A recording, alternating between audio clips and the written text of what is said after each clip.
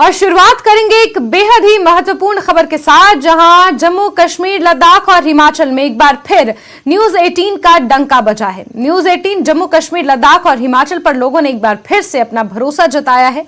News 18 Jammu Kashmir, Ladakh, Himachal एक बार फिर सबको पछाड़कर नंबर 1 न्यूज चैनल बन गया है। इससे साबित होता है कि दर्शक हम पर भरोसा करते हैं और उस भरोसे के लिए न्यूज 18 आपका शुक्रिया अदा करता है। जम्मू कश्मीर, लद्दाख और हिमाचल में न्यूज 18 का बजा डंका। प्रदेश की जनता ने दिखाया न्यूज 18 जम्मू कश्मीर, लद्दाख, हिमाचल पर भरोसा। न्यूज 18 जम्मू कश्मीर, लद्दाख, हिमाचल बना प्रदेश का नंबर 1 चैनल। आपके प्यार और भरोसे के लिए शुक्रिया। प्रदेश का नंबर 1 न्यूज चैनल।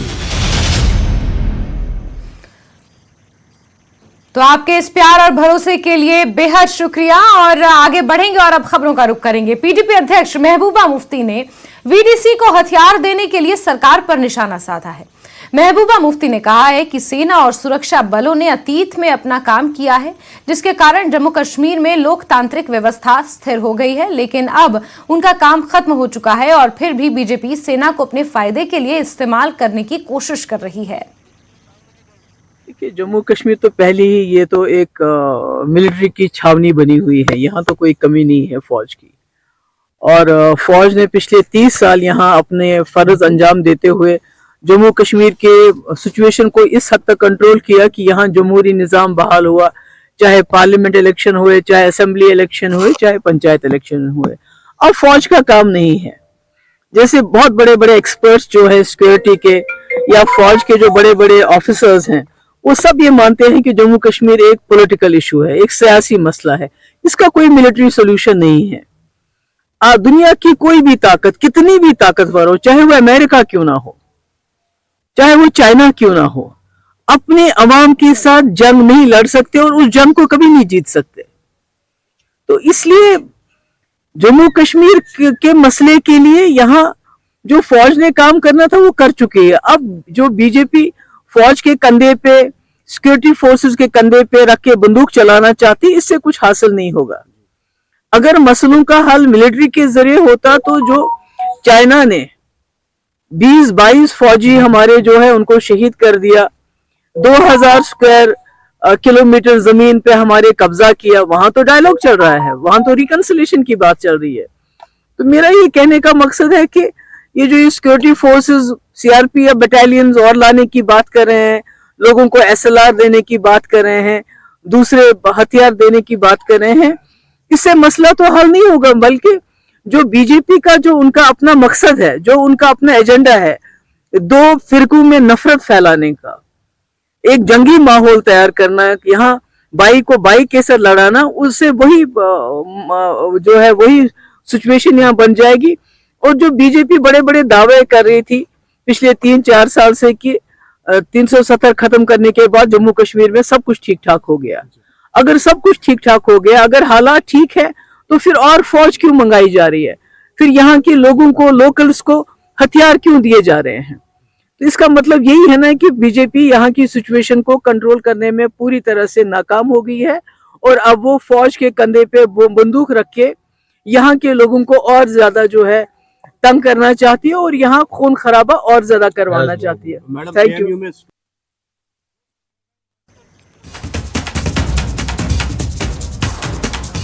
और इसी बीच बात एक और बड़ी खबर की करेंगे, जहां पाकिस्तान का भारत विरोधी टूल किट का पर्दाफाश हुआ है। भारत को वैश्विक स्तर पर बदनाम करने की नापाक साजिश पाकिस्तान ने सोशल मीडिया पर कैंपेन शुरू करके की है। जनवरी के पहले हफ्ते में पाक के भारत विरोधी 2 अभियान चलाए। इस साल ये अभियान 2 जनवरी से 9 जनवरी तक चलेगा। सोशल मीडिया पर कश्मीरियों पर जुल्म की झूठी कहानियां फैलाई जा रही हैं। कश्मीरियों पर तथाकथित अत्याचारों की झूठी कहानियों को फैलाया जा रहा है। पाकिस्तान का विदेश मंत्रालय सीधे झूठे दुष्प्रचार में जुटा हुआ है। पाकिस्तान की प्रमुख राजनीतिक पार्टियां भी इसमें शामिल हैं, जिसमें पासबान हुर्रियत भी शामिल है। सोशल मीडिया पर भारत विरोधी कई हैशटैग भी ट्रेंड करवाए जा रहे हैं। कुछ नए हैशटैग भी पेश किए गए हैं। इस अभियान में दुनिया भर में कुल 25 पाकिस्तानी दूतावास और वाणिज्य दूतावास शामिल हैं।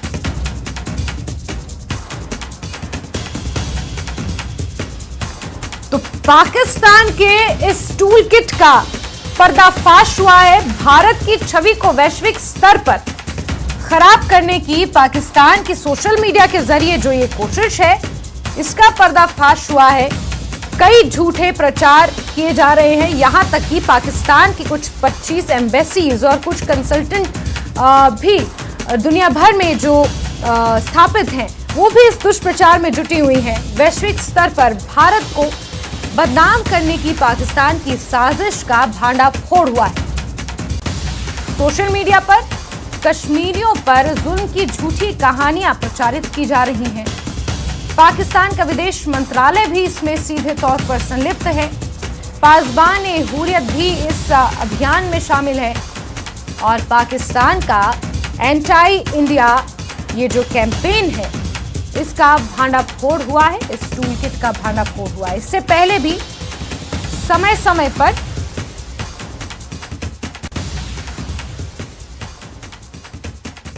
पाकिस्तान के इस तरह के प्रोपेगेंडा सामने आते रहे हैं और इसी खबर पर बातचीत करने के लिए फॉर्मर डीजीपी हैं डॉक्टर एसपी वैद, वो हमारे साथ सीधे तौर पर जुड़ चुके हैं। एसपी वैद साहब, बहुत बहुत स्वागत न्यूज़ 18 जम्मू कश्मीर लद्दाख हिमाचल पर आपका। हम बात कर रहे हैं उस खबर की जिसमें पाकिस्तान के एक ऐसे टूलकिट का भांडाफोड़ हुआ है जो सोशल मीडिया पर कैंपेन्स चला रहा है। कश्मीरियों पर जुल्म की झूठी कहानियों को भ्रामक तरीके से पूरे विश्व में फैलाने की कोशिश की जा रही है। इसमें एक खास बात यह है कि पाकिस्तान की ministry of external affairs, Pakistan की कुछ ऐसी एम्बेसीज, कुछ ऐसी 25 कंसल्टेंसीज जो all over the globe present हैं, वो भी इन सब जो हैशटैग्स चलाए जा रहे हैं, जो पोस्ट डाली जा रही है, उन्हें रीट्वीट कर रहा है। किस तरीके से देखा जाए इसे?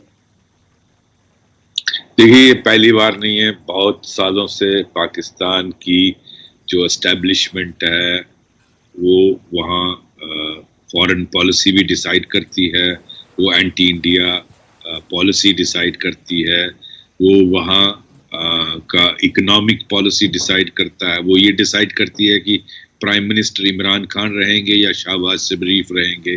वो हर चीज़ वहाँ का हर शोबा जो है वो वहाँ की एस्टैब्लिशमेंट ही कंट्रोल करती है। ये सब जानते हैं, मुझे बताने की ज़रूरत नहीं है। पाकिस्तान की मैं चैनल्स देखता रहता हूँ और वहाँ के लोग खुद आज उनको सवाल उठाते हैं कि आपने हमारे कंट्री को 75 सालों में कहाँ लाया।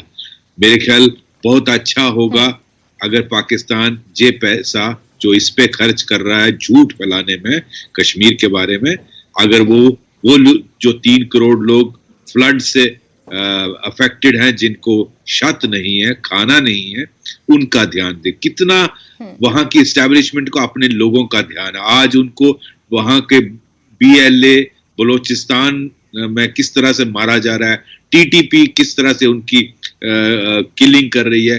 300 से ज्यादा वहां के सिक्योरिटी फोर्सेस मारे गए हैं पिछले साल में। इतनी बुरी हालत है वहां के लोग। आज उनको क्वेश्चन, जो वहां की आर्मी को पूछते थे, वो आज उनको सवाल उठा रहे हैं कि आपने हमारे कंट्री को किस हालत में लाया।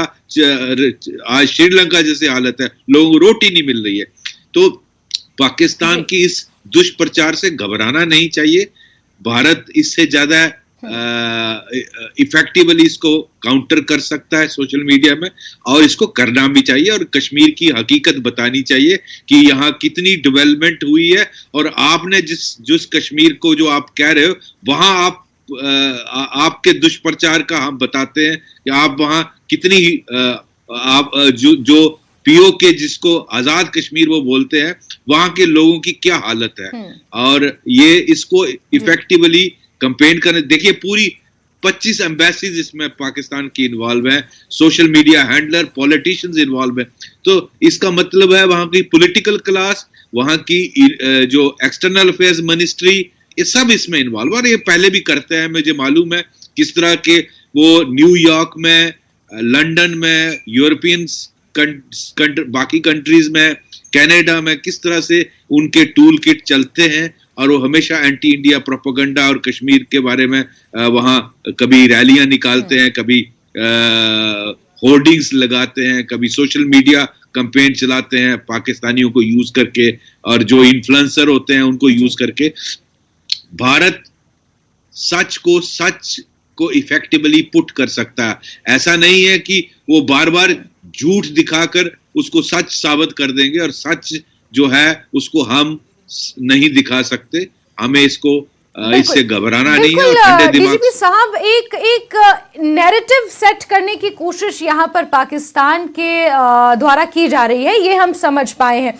जो अभी पाकिस्तान की हालत है, वहाँ की इकोनॉमी की अगर हम बात करें, वहाँ का युवा बेरोजगारी की वहाँ पर अगर हम बात करें, उनके इंटरनेशनल फ्रंट पर पाकिस्तान की जहाँ UN general assembly, UN security council में हर जगह उनकी फजीहत हुई है। पाकिस्तान की जो मौजूदा स्थिति है, क्योंकि वो अपनी इंटरनल कंडीशंस को सुधार नहीं पा रहा है, उस पर कोई कदम नहीं उठा रहा है, और अपने आवाम का ध्यान भटकाने के लिए वो भारत को टारगेट करता है, क्या हम ये कह सकते हैं? बिल्कुल। उनका जब तक वो जो कहते हैं ना कि हमें भारत से ट्रेड नहीं करनी है, बात नहीं करनी है, जैसे भारत उनको पांव पकड़ रहा है कि आप हमसे बात करिए। भारत तो पाकिस्तान का नाम तक नहीं लेता है। वो आज उनकी जो हालत है, उनको ये जो अपने लोगों को कुछ दिखाने को नहीं है, उनकी आज वहाँ के जो शहरी हैं वो आज उनको क्वेश्चन कर रहे हैं कि आपने हमें किस जगह पर लाया। तो ये जो झूठा प्रचार वो कर रहे हैं, इसका कोई असर नहीं होगा दुनिया में, मैं आपको कॉन्फिडेंस से कह सकता हूँ।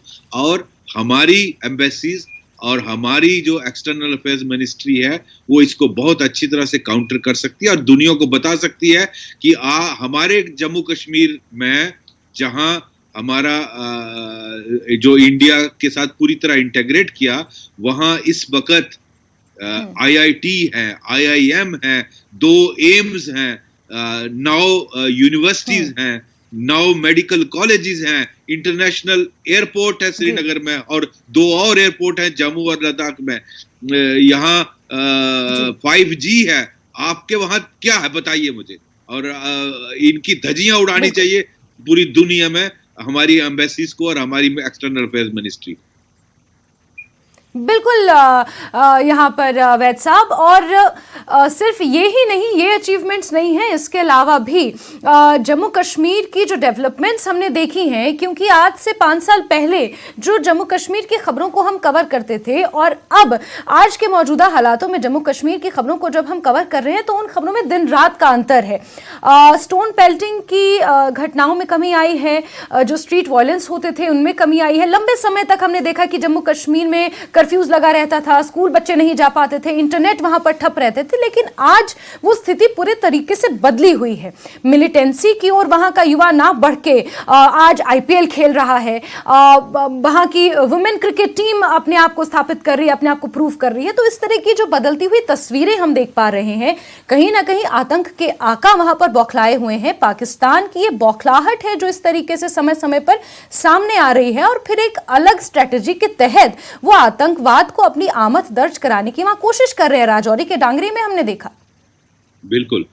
और हमें मैं समझता हूं जो बलोचिस्तान में वो कर रहे हैं लोगों के साथ, वो सारा दिखाना चाहिए इंटरनेशनली। जो KPK में वो कर रहे हैं, वो सब दिखाना चाहिए।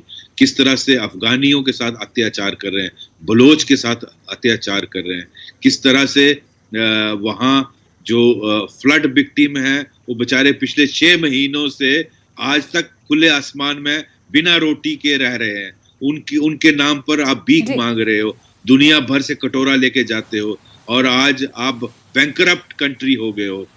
तो इसका जो पाकिस्तान के दुष्कर्म है, वो मुझे लगता है हमें दिखाने चाहिए पूरे दुनिया में, और इसको इफेक्टिवली काउंटर करना चाहिए। सोशल मीडिया, हम भी बहुत सारे हैशटैग चला सकते हैं पाकिस्तान के बारे में, लेकिन हम अपना एनर्जी और अपना पैसा अपने लोगों की भलाई के लिए, दुनिया की भलाई के लिए, कोरोना की वैक्सीन के लिए, लोगों की डेवलपमेंट के लिए इस्तेमाल करते हैं, ना कि इन चीजों के लिए। जैसे ड्रोन टेक्नोलॉजी है, हमने ड्रोन टेक्नोलॉजी फायर एक्सटिंग्विशर के इसलिए इस्तेमाल किया, उसको दूर दराज के इलाकों में मेडिकल सप्लाईज पहुंचाने के लिए इस्तेमाल किया। लेकिन वो ड्रोन को यूज करते हैं ड्रग्स पहुंचाने, यहाँ डालने के लिए, हथियार डालने के लिए, इन कामों। अब अगर आपकी नियत ही बदनीयत है तो आप हर चीज को गलत तरीके से दे। जो उनकी हिंदू नफरत और भारत के खिलाफ नफरत है, इंडिया के खिलाफ नफरत है, वो जब तक वो माइंड सेट बदलेगा नहीं, उनसे बात करने का कोई सवाल ही नहीं हो सकता। लेकिन वैद साहब, यहाँ पर एक बड़ा अहम सवाल ये हो जाता है कि एक कम्युनल टेंशन क्रिएट करने की कोशिश जो पाकिस्तान द्वारा की जाती है, आतंकवाद की शक्ल उसको देने की कोशिश की जाती है, कहीं ना कहीं उसी से मिलती जुलती बयानबाजी कुछ जम्मू कश्मीर की मेन स्ट्रीम पार्टियां हैं वो भी इस तरह के बयानबाजी करती हैं। वो ये मानने को ही तैयार नहीं है, हालांकि राजौरी जैसे जो घटनाएं होती हैं कंडेम जरूर करते हैं, लेकिन पाकिस्तान का जो रोल है, पाकिस्तान की जो ये नापाक हरकत है, उसका जिक्र उनके बयानों में कहीं नहीं होता है। तो क्या हम ये माने कि उनके इस तरीके से जो बयान आते हैं कि धर्म के आधार पर लोगों को बांटा जा रहा है, इस वजह से जम्मू कश्मीर में ये टेंशन बरकरार है और आतंकवाद का खात्मा नहीं हो पा रहा है, क्या आतंकवादियों को उनके इन बयानों से हवा मिलती है? बिल्कुल मिलती है, और इन चीजों से लगता है कि पाकिस्तान जो चाहता है इन बयानों से हम उस चीज को प्रमोट करते हैं। बिल्कुल ऐसे बयान नहीं देने चाहिए, और ये सब जानते हैं कि ये कहाँ से हो रहा है, टेररिज्म कहाँ से हो रहा है। धर्म के आधार पर बांटने की जो बात कर रहे हैं, तो 90 में कोई धर्म नहीं बांट रहा था, तब कैसे हुआ? तब कश्मीरी पंडितों को कैसे वहां से किस तरह उनका एथनिक क्लींजिंग हुआ, उनको वहां से भगाया गया, या माइनॉरिटीज की मैसेकर हुआ, जो इनकी जिहाद के अगेंस्ट खड़ा हुआ, वो चाहे मुस्लिम था उसको भी मारा गया। वो ये उस वक्त तो कोई धर्म 86, 89 में, 90s में तो बीजेपी पावर में नहीं थी, मोदी जी पावर में नहीं थे उस वक्त, फिर आप क्या कर रहे थे? तो ये सब पॉलिटिकल स्टेटमेंट्स हैं, मैं उस पर नहीं जाना चाहूंगा, लेकिन इन सब को मालूम है कैसे कहां से ये सब कुछ हो रहा है। उसके खिलाफ देश को एकजुट होकर लड़ना है, और मैं समझता हूं सभी पॉलिटिकल पार्टीज को। आपकी नफरत मोदी जी और बीजेपी के साथ जितनी मर्जी हो, लेकिन जो ये करा रहा है उसका नाम लेना आप में अनिवार्य होना चाहिए कि आप उसको बताएं कि लोगों को के सामने स्टेटमेंट दें कि ये कौन कर रहा है, उसको हम कंडेम करते हैं। बिल्कुल वैद साहब, और बार बार ये बात आ रही है कि टीआरएफ, क्योंकि उन्होंने डांगरी वाली घटना की जिम्मेदारी ली है, फिर पीएम पैकेज के कर्मचारी जो आजकल बहुत वल्नरेबल स्टेट में हैं, वो अपनी ट्रांसफर की मांग कर रहे हैं, क्योंकि कश्मीरी पंडितों के ऊपर जिस तरीके से अत्याचार हुआ उसको लेकर वो डरे सहमे हुए हैं। आरक्षित वर्ग के कर्मचारी हैं जो डरे सहमे हुए हैं, क्योंकि उनके साथ भी इस तरीके की घटनाएं सामने आई। तो एक अलग स्ट्रैटेजी के तहत यहाँ पर आतंकवाद जो है वो अपनी आमद दर्ज कराने की कोशिश कर रहा है, ये हम सब देख पा रहे हैं। इसको काउंटर करने के लिए किस तरीके के कदम अब आगे आने वाले समय में उठाने की जरूरत महसूस हो रही है? देखिए, ऐसा है कि जहां तक कश्मीरी पंडितों का सवाल है, उनकी जो फीलिंग है इस असुरक्षा की बिल्कुल सही है, और मैं समझता हूँ गवर्नमेंट को बड़े सेंसिटिविटी के साथ उसको हैंडल करना चाहिए। ये बयान नहीं देना चाहिए कि धर्म के आधार पर इसको नहीं देखना चाहिए। कश्मीरी पंडितों को इसीलिए मारा जा रहा है कि वो कश्मीरी पंडित हैं, वो माइनॉरिटी हैं, वो और कोई उनका कारण नहीं हो सकता है। जो रेडी वाले या आउटसाइडर को मारा जा रहा है, उसको भी एक रणनीति के तहत मारा जा रहा है कि कोई भी बाहर का वहां हिम्मत ना करे कश्मीर में आने की।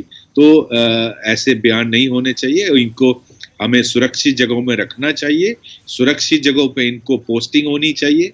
अगर आप गांव में किसी रिमोट इलाके में, पुलवामा में, शोपियां में लगाएंगे टीचर या क्लर्क या बैंक का, तो वो तो मारा ही जाएगा। तो उसको जब तक सुरक्षित जगह ना होगी, उसको ले जाने और आने का इंतजाम सुरक्षित ना होगा, और उसके जहां वो काम करता है, पोस्टिंग है, वो सुरक्षित होना चाहिए। जैसे सेक्रेटरीट है, पुलिस हेडक्वार्टर है, ऐसे जगहों पे जहां टेररिस्ट नहीं घुस सकते, ऐसी उनकी पोस्टिंग होनी चाहिए।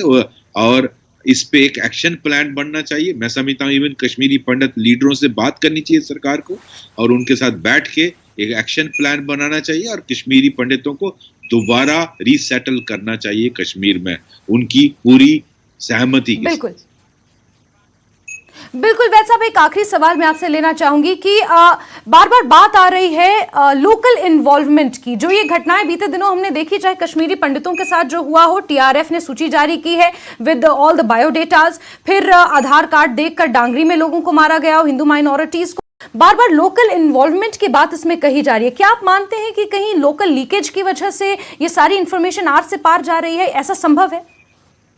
बिल्कुल संभव है, ये ऐसे मुमकिन ही नहीं है। आप जैसे लिस्ट निकालते हो कि ये लोग हैं यहाँ काम कर रहे हैं, तो कोई ऑफिस से ये दे रहा है और ऐसे लोगों को आइडेंटिफाई करना चाहिए, हमारे इंटेलिजेंस को, हमारी पुलिस को, हमारी सिक्योरिटी एजेंसीज को, और इनके खिलाफ कार्रवाई होनी चाहिए। ये जो लोग सरकार के अंदर बैठ के, दफ्तरों में बैठ के ऐसा एंटी नेशनल काम कर रहे हैं, लोगों को मरवा रहे हैं, टेररिस्टों की और पाकिस्तान की मदद कर रहे हैं, उनके खिलाफ कार्रवाई होनी चाहिए, उनको आइडेंटिफाई करना चाहिए सबूत के साथ। और टेररिस्ट जो रजौरी का इंसिडेंट ले लीजिए, मोस्ट प्रोबेबली लगता है कोई पार से ग्रुप आया, इन्फिल्ट्रेट हुआ है, जो पाकिस्तानी है, जिन्होंने ये काम किया है सिविलियन किलिंग का। और लेकिन इनकी बिल्कुल किसी ने इनकी बिल्कुल वैद साहब, तो जिस तरीके से आप भी इस बात को मान रहे हैं कि without local interference, without local involvement ये जो हरकतें हो रही हैं बीते कुछ दिनों में हमने देखी, ये संभव नहीं है। इसी से ये पता चलता है कि हम पाकिस्तान से, आतंकवाद से तो लड़ ही रहे हैं, लेकिन जो अपनी इंटरनल जो लीकेज है, जो सीपेज है, हमें उससे भी लड़ने की जरूरत है। वो भी एक बहुत बड़ा चैलेंज आज की डेट में साबित हो रहा है। डॉक्टर एसपी वैद साहब, बहुत बहुत शुक्रिया। न्यूज़ 18 जम्मू कश्मीर लद्दाख हिमाचल को आपने अपना महत्वपूर्ण समय दिया और इस चर्चा में आप शामिल हुए। बहरहाल वक्त एक छोटे से ब्रेक का है, जल्द हाजिर होंगे।